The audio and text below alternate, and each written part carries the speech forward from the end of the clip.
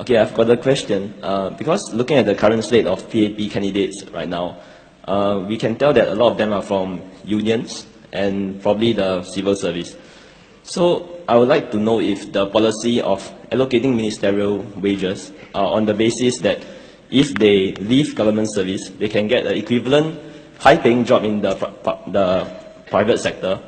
I was wondering if these people really left the civil service, would they be able to get an equivalent high-paying job there? And if so, maybe they deserve the high pay. But if not, then perhaps this calls for a revision of the ministerial pay benchmarks.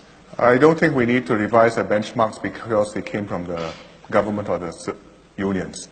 The reason that I can get good people from the government and the unions is because I have a pay system which is working properly. People do not enter politics to get rich, but neither will they enter politics if, as a result, they and their family will become poor. Because I've got a good pay system, I've got benchmarks, I've got a formula which follows the market up and down and is at roughly the right level. So I have got high quality people in the system and they are doing well. And if you read the Economist article, which I referred to just now, they mention this point, that we are not ashamed to pay our civil servants properly. And at the top they said $2 million, which I think is a bit of an overestimate, but they meant to, but at the top we pay $2 million. And they said as a result you have high quality civil servants, and this is something which Western countries can emulate. And I think it's something which is not easy to accept emotionally, but is the right thing for Singapore. If you want the system to work for the long term, you must be honest about it. What do I pay for? I pay for the importance of the job and how difficult it is to do. I pay for the quality of the person whom I am looking for to occupy that position and do that job.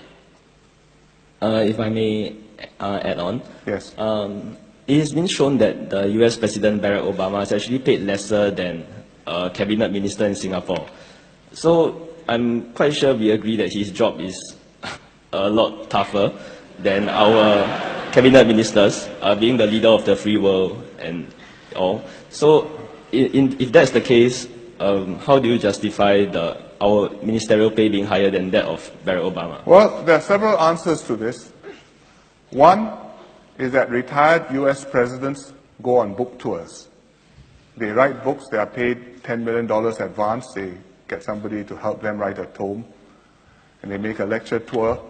Every lecture is a book tour, they make money. Lecture tour, every lecture, Bill Clinton, $100,000 to $200,000. Point number two, because of the president's pay being set at a level which is not quite right, so all the rest of the civil service and government pay in the American system has to take dressing from there and come down and come down and come down and come down.